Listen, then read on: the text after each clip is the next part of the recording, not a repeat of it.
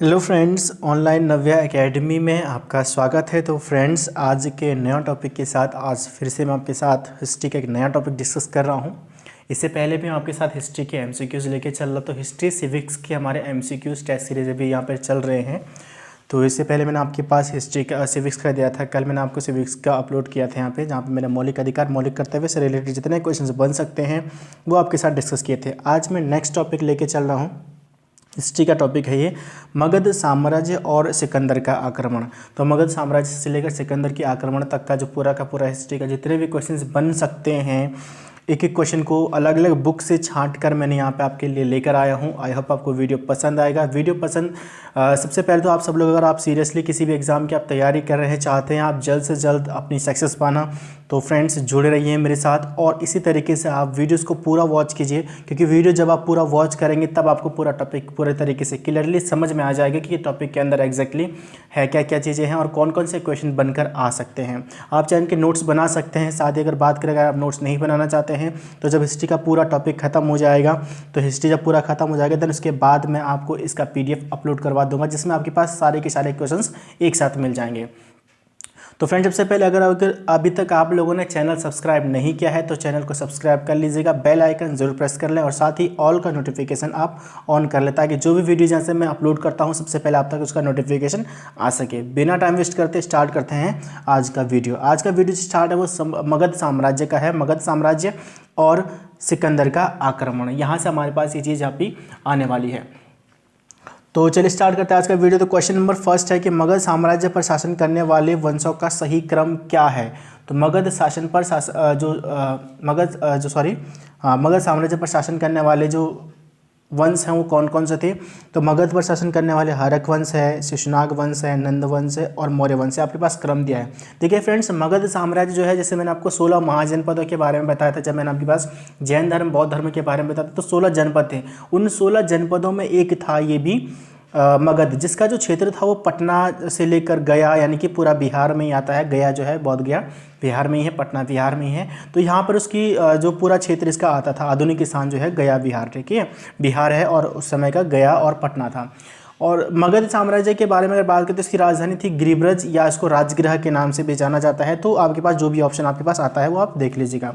तो मगध साम्राज्य के बारे में यहाँ पे पढ़ रहे हैं। तो मगध साम्राज्य पर शासन करने वाले वंशों का सही क्रम क्या था। तो ऑप्शन नंबर ए है हर्यक वंश, बी है शिशुनाग वंश, सी है नंद वंश और डी है मौर्य वंश। तो सबसे पहले हर्यक वंश आया था। तो हर्यक वंश ने 544 बीसी से 412 बीसी तक इस पर शासन किया था, मगध साम्राज्य पर। फिर इसके बाद आया था शिशुनाग वंश, जिसने 412 से 344 ईस्वी तक शासन किया था, ठीक है, ईसा पूर्व तक। फिर आया था नंद वंश, नंद वंश ने 344 ईसा पूर्व से 322 ईसा पूर्व तक शासन किया था। और देन उसके बाद आया था मौर्य वंश, ठीक है।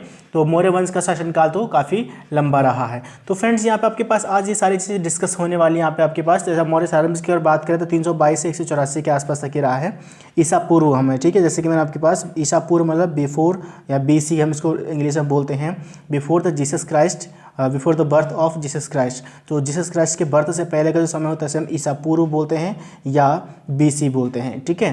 तो इसको आप ध्यान रखिएगा। तो अब हमारे पास यहाँ पे ऑप्शन, अब जैसे मैंने आपको समझा दिया तो आपको इजीली क्लियर समझ में आ गया कि ऑप्शन नंबर ए हमारा सही आंसर है। तो ए बी सी डी, यानी कि सबसे पहले हर्यक वंश आया था, फिर शिशुनाग वंश आया था, फिर नंद वंश आया था और फिर मौर्य वंश ने शासन किया था।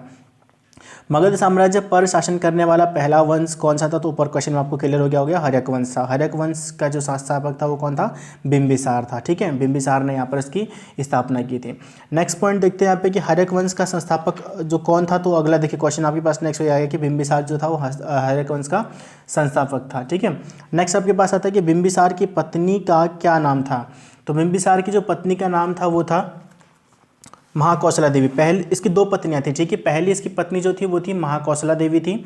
महाकौशला देवी जो थी ये कौशल राज की पुत्री थी, कौशल राज की पुत्री और प्रसेनजित की बहन थी महाकौशला देवी। तो पहला इसने विवाह यहाँ पर क्या था, जिसमें इसने विवाह कर दहेज में काशी मांगा था, ठीक है। क्या क्या था, काशी को प्राप्त किया था, विवाह दहेज के रूप में इसने काशी को मांगा था। देन इसने दूसरा विवाह किया था वैशाली की जो राजकुमारी थी, वैशाली की लिच्छवी राजकुमारी हम इसको बोल सकते हैं, रानी चेलन्ना, तो रानी चेलेना से इसने दूसरा विवाह किया जिससे अजातशत्रु का ही जन्म हुआ था, ठीक है, जो अजातशत्रु थे इसी से उसका जन्म हुआ था। और तीसरा विवाह इसने मद्रकुल के प्रधान की पुत्री से किया था, ठीक है। तो 3 विवाह इसने किए थे बिंबिसार ने। तो अजातशत्रु के बारे में बात करें तो अजातशत्रु की माँ कौन थी, वो थी रानी चेलेना, जो कि लिच्छवी राजकुमारी थी, वैशाली के लिच्छवी की राजकुमारी थी, ठीक है। तो ऑप्शन नंबर हमारे पास महाकौशला देवी आपके पास हो गया। मगध की राजधानी कहाँ पर थी, तो ग्रीवरज या इसको राजगृह भी बोलते। तो आप मैंने यहाँ पे ऑप्शन दोनों रखे हुए हैं, तो दोनों में से जो भी ऑप्शन आपके पास आता है उसे आप टिक कर लीजिएगा, ठीक है। कई बार देखिए यहाँ पे पाटलिपुत्र भी देता है, तो पाटलिपुत्र इसकी राजधानी नहीं थी, ठीक है, बाद में बनाई गई थी, लेकिन शुरुआती राजधानी राजगृह ही थी। निम्न में से किसने अपने पिता की हत्या कर सिंहासन प्राप्त किया और बाद में उसके पुत्र ने भी उसकी हत्या कर दी थी, तो ये था अजातशत्रु था, ठीक। कौन था, अजातशत्रु। बिंबिसार जो था, बिंबिसार ने हर्यक वंश की स्थापना की थी। अजातशत्रु ने अपने पिता की हत्या करके फिर जैसे कि मैंने आपको बताया कि 544 ईसा पूर्व जो था वो हर्यक वंश यानी कि बिंबिसार गद्दी पर बैठा और हर्यक वंश की स्थापना की। 412 में अजातशत्रु ने अपने पिता बिंबिसार की हत्या कर जो राजगद्दी प्राप्त की। बाद में अजातशत्रु के पुत्र ने ही, अजातशत्रु का पुत्र था उदयन, तो उसने भी अपने पिता की हत्या कर, अजातशत्रु की हत्या करके 412 में वो भी फिर से गद्दी पर बैठा था, ठीक है। तो ये तो आपके पास था कि उसने किसने अपने पिता की हत्या की थी और फिर उसके पुत्र ने, तो ये था अजातशत्रु। पाटलिपुत्र की स्थापना किसने की और उसे अपनी राजधानी बनाया था, तो पाटलिपुत्र की स्थापना की थी उदयन ने की थी और इसने इसको अपनी राजधानी बनाया था। तो ध्यान रखिए इस पॉइंट को, बहुत इंपॉर्टेंट पॉइंट है, कई बार क्वेश्चन पूछा गया है कि पाटलिपुत्र की स्थापना किसने की थी, तो उदयन ने की थी और इसने इसको अपनी राजधानी बनाया। तो देखिए पहले राजधानी कहाँ थी, पहले थी राजगृह या वैशाली थी, बाद में वो कहाँ गई, पाटलिपुत्र। फिर जो कालाशोक था शिशुनाग वंश, उसने फिर से इसको लेके आया था वो राजगृह में, ठीक है। तो बहुत इंपॉर्टेंट पॉइंट है ये, कई बार क्वेश्चन पूछे जाते हैं। नेक्स्ट हमारे पास क्वेश्चन है 8th क्वेश्चन, निम्न में से किसे कुणिक के नाम से जाना जाता था। इंपॉर्टेंट क्वेश्चन है, पूछा गया क्वेश्चन है। तो कुणिक के नाम से जाना जाता है अजातशत्रु को जाना जाता है। बुद्ध के अवशेषों से बौद्ध स्तूप किसने बनवाए थे, तो ये भी बनवाया था अजातशत्रु ने ही इनका निर्माण करवाया था। तो बुद्ध के जो भी अवशेषों से इसने क्या किया था कि बौद्ध का जो स्तूप बनाए थे, ठीक है। हर्यक वंश की स्थापना बिंबिसार ने कब की थी, मैं अभी ऊपर आपको समझा चुका। 544 ईसा पूर्व हर्यक वंश की स्थापना बिंबिसार ने की थी, जो कि बिंबिसार 544 से 412 ईसा पूर्व तक राजगद्दी पर बैठा रहा। बिंबिसार ने किसे हराकर अंग राज्य को अपनी राजधानी बनाया था, तो बिंबिसार ने ब्रह्मदत्त को हराया था और अंग देश को अपनी राजधानी में मिला दिया था, ठीक है। उदयन ने किन नदियों के संगम पर पाटलिपुत्र की स्थापना की थी, तो पाटलिपुत्र जो है वो गंगा और सोन नदी के संगम पर स्थित है, तो गंगा और सोन नदी के संगम पर। हर्यक वंश का अंतिम शासक कौन था, अजातशत्रु, बिंबिसार, उदयन यानी कि नागदशक जो था, इसका अंतिम शासक ऑप्शन नंबर डी। नेक्स्ट आपके पास है कि हर्यक वंश के किस शासक के शासनकाल में प्रथम बौद्ध संगीत हुई थी, तो पहली बौद्ध संगीत हुई थी अजातशत्रु के शासनकाल में 483 ईसा पूर्व, ठीक है। तो 483 ईसा पूर्व क्या हुई थी, जो पहली बौद्ध संगीत हुई थी। तो बौद्ध संगीत बौद्ध धर्म और जैन धर्म के बारे में मैं आपके साथ पहले ही डिस्कस कर चुका हूँ, पूरी चीज़ें मैं आपके साथ बौद्ध धर्म जैन धर्म का आप देख लीजिएगा। 483 ईसा पूर्व अजातशत्रु के शासनकाल में हुई थी, राजगृह, ठीक है, और महाकश्यप की अध्यक्षता में ही हुई थी। नेक्स्ट पॉइंट आपके पास है, नेक्स्ट 15 क्वेश्चन है, शिशुनाग वंश का संस्थापक कौन था। देखिए मैंने अभी आपको ऊपर बताया था कि जो हर्यक वंश के बाद शिशुनाग वंश आया और फिर नंद वंश आया, ठीक है। तो शिशुनाग वंश के संस्थापक कौन थे, तो शिशुनाग वंश का जो संस्थापक था वो था शिशुनाग वंश के संस्थापक था शिशुनाग, उससे अपने नाम पे ही इसने किया था, तो इसमें ज़्यादा कुछ है नहीं। शिशुनाग का आप ध्यान रख सकते हैं। निम्न में से किसने राजधानी पाटलिपुत्र से हटाकर वैशाली की थी, तो पाटलिपुत्र से हटाकर वैशाली किसने अपनी राजधानी को बनाया था, तो पाटलिपुत्र से वैशाली जो बनाया था वो बनाया था कालाशोक ने बनाया था। किसने बनाया था, पाटलिपुत्र से शिशुनाग ने ही बनाया था। किसने पाटलिपुत्र से हटाकर वैशाली बनाया था, शिशुनाग ने बनाया था, ठीक है। फिर वैशाली से हटाकर पुनः पाटलिपुत्र बनाया था, वो कालाशोक ने बनाया था, ठीक है। तो किस शासक के शासनकाल में द्वितीय बौद्ध संगीत हुई थी, द्वितीय बौद्ध संगीत जो हुई थी वो कालाशोक के शासनकाल में हुई थी, जो कि क्या था, शिशुनाग वंश का था। द्वितीय बौद्ध संगीत 383 ईसा पूर्व जो हुई थी, ठीक है। नेक्स्ट क्वेश्चन है कि शिशुनाग वंश के किस शासक ने पुनः पाटलिपुत्र को अपनी राजधानी बनाई, फिर से उसने पाटलिपुत्र को अपनी राजधानी बनाया था, तो मैं अभी आपको समझा चुका हूँ, काला अशोक ने बनाया था। देखिए पहले जो राजधानी जो थी वो पहले कहाँ थी, राजगृह थी, ग्रीवराज जिसको बोला जाता है, जब हर्यक वंश की स्थापना हुई थी। देन उसके बाद उदयन ने पाटलिपुत्र की स्थापना की थी और पाटलिपुत्र को अपनी राजधानी बनाया। फिर से पाटलिपुत्र से जो वैशाली, पाटलिपुत्र से वैशाली बनाया था शिशुनाग ने बनाए थे, ठीक है। पाटलिपुत्र से वैशाली जो राजधानी बनाई गई हटाकर वैशाली जो लाया गया वो था शिशुनाग ने लाया गया था। और फिर कालाशोक ने फिर से वहीं राजधानी लेके गया, मतलब पाटलिपुत्र ही लेके गया, वैशाली से फिर से पाटलिपुत्र लेके गया। शिशुनाग वंश का अंतिम शासक कौन था, तो शिशुनाग वंश का अंतिम शासक था नंदीवर्धन। कौन था, नंदीवर्धन था। पुराण और दिव्यावदान में कालाशोक का नाम क्या मिलता है, तो कालाशोक को काकवर्ण के नाम से जाना जाता है। नंदवंश का संस्थापक कौन था, देन उसके बाद आया था नंदवंश, तो नंदवंश का संस्थापक था महापद्मनंद। कौन था, महापद्मनंद। नंदवंश का पहला जो नंदवंश का कौन सा शासक सिकंदर के समकालीन था, तो सिकंदर के समकालीन था धननंद। कौन था, धननंद था। भारत पर पहला विदेशी आक्रमण किसने किया था, तो भारत पर पहला जो विदेशी आक्रमण हुआ था वो हकमनी वंश ने किया था। किसने किया था, हकमनी वंश ने किया। तो भारत पर पहला विदेशी आक्रमण हकमनी वंश के शासकों द्वारा किया गया था। तो ईरानियों का जो सफल आक्रमण था वो डेरियस फर्स्ट द्वारा किया गया था, जिसमें उसने पश्चिमोत्तर जो सीमाएं हैं उनको अपने क्या राजनीतिक फूट का जो भी था वहाँ पे फायदा उठाकर सिंध पर कब्जा कर लिया था, ठीक है। नेक्स्ट क्वेश्चन आपके पास 24वां क्वेश्चन है कि हकमनी वंश का संस्थापक कौन था, ठीक है। हकमनी वंश का संस्थापक कौन था, तो हकमनी वंश का संस्थापक था डेरियस था। कौन था, डेरियस। ईरानियों द्वारा भारत पर प्रथम आक्रमण कब किसके नेतृत्व में किया गया था, तो ईरानियों द्वारा जो भारत पर पहला जो आक्रमण किया गया था वो किया गया था दारा प्रथम के नेतृत्व, पहला सफल आक्रमण जिसको बोल सकते हैं दारा प्रथम के नेतृत्व में, जो कि साइरस का क्या था, उत्तराधिकारी था। क्या था, साइरस का उत्तराधिकारी था। नेक्स्ट क्वेश्चन हमारे पास, ईरानी आक्रमण के बाद सिकंदर ने भारत पर आक्रमण किया, जो कि शासक था, तो सिकंदर ने भारत पर आक्रमण किया ईरानी आक्रमण के बाद, जो कि कहाँ का शासक था, मकदूनिया का शासक था। कहाँ का था, मकदूनिया का शासक था। बहुत बार क्वेश्चन पूछा गया है, सिकंदर ने भारत पर आक्रमण कब किया था, ये क्वेश्चन बहुत बार क्वेश्चन पूछा गया, इंपॉर्टेंट क्वेश्चन है। तो 326 ईसा पूर्व जो था सिकंदर ने भारत पर आक्रमण किया था, जब वो विश्व विजेता बनने की कोशिश में था और बैक्ट्रिया को हराकर काबुल से होते हुए हिंदुकुश पर्वत से को पार करते हुए वो भारत पहुंचा था और उसने 326 में पहला आक्रमण किया था। किस पर्वत को पार कर सिकंदर भारत आया था, तो अभी मैं आपसे डिस्कस कर चुका, हिंदुकुश पर्वत को पार करके वो भारत आया था।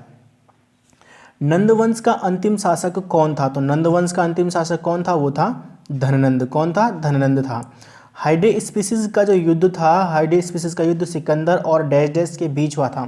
सिकंदर और पंजाब के राजा थे पोरस के बीच हुआ था, जिसमें पोरस की हार हुई थी, सिकंदर जीता था। तो हाइडे स्पीसीज का युद्ध या इसको वितस्ता का युद्ध या झेलम का युद्ध भी कहा जाता है, क्योंकि झेलम और हाइडे स्पीसीज जो झेलम और वितस्ता नदी को जो हम अभी प्रेजेंट टाइम में झेलम बोलते हैं और पुराना नाम उसका वितस्ता था, तो उसको वितस्ता और झेलम के नाम से भी जाना जाता है। तो हाइडे स्पीसीज का युद्ध हुआ था झेलम नदी के तट पर या विशेषता नदी के तट पर सिकंदर और राजा पोरस के बीच, जिसमें राजा पोरस हारा था। सिकंदर किसका बेटा था, तो सिकंदर जो बेटा था वो था फिलिप का बेटा था। सिकंदर किसका बेटा था, फिलिप का बेटा था सिकंदर। सिकंदर का जन्म कब हुआ था, तो सिकंदर का जन्म हुआ था 356 ईसा पूर्व। 356 ईसा पूर्व जो था वो सिकंदर का जन्म हुआ था। 359 ईसा पूर्व जो फिलिप जो था वो मकदूनिया का शासक बना था, ठीक है। और फिर 336 में जो था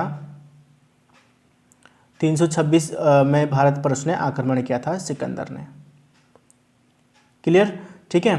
तो चलिए आगे देखते हैं नेक्स्ट।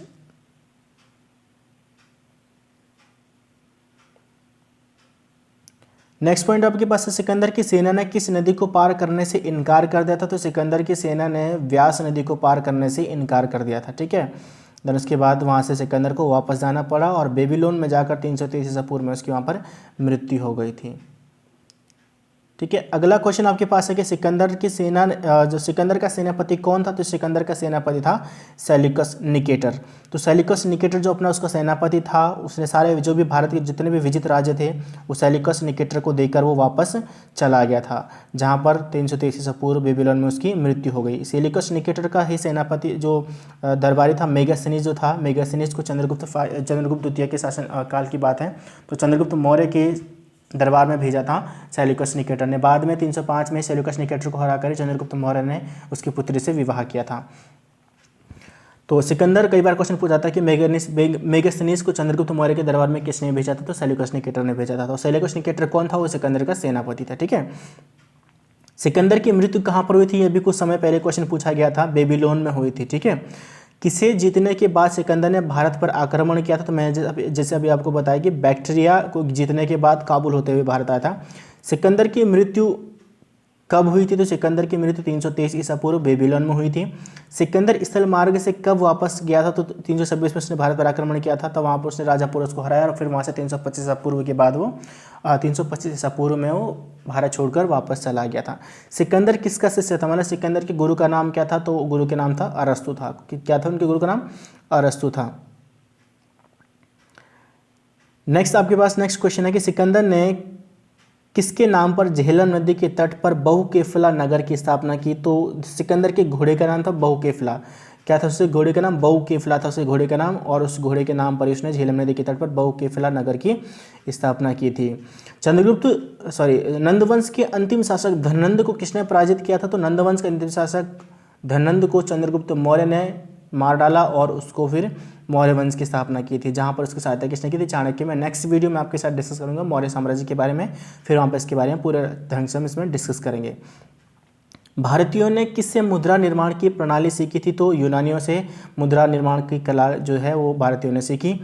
नेक्स्ट हमारे पास आता है कि सिकंदर, निम्न में से कौन से लेखक सिकंदर के साथ आए थे, तो जो थे नियार्कस, ओनेसिक्रिटस और अरिस्टोबुलस, तो ये सारे के सारे आए थे। तो यहाँ पे इनमें से कोई नहीं की जगह पे उपरोक्त सभी होना चाहिए था, यहाँ पे ये ऑप्शन गलत है यहाँ पे, तो उपरोक्त सभी यहाँ पे होगा आपके पास, तो सभी आए थे, ठीक है, ऑल ऑफ द अबव।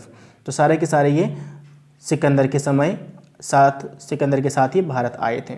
तो फ्रेंड्स, ये था आपके पास मगध साम्राज्य और सिकंदर के आक्रमण का वीडियो, तो जहाँ पे आपके पास कई बार क्वेश्चंस पूछे जाते हैं। आई होप आपको वीडियो पसंद आया होगा, और अगर आप फर्स्ट टाइम चैनल पर आ रहे हैं तो चैनल को जरूर सब्सक्राइब कर लीजिएगा, वीडियो को पूरा वॉच कीजिएगा, वीडियो को लाइक करें और कमेंट ज़रूर करें। मिलता हूँ जल्दी नई वीडियो के साथ, तब तक के लिए जय हिंद जय भारत।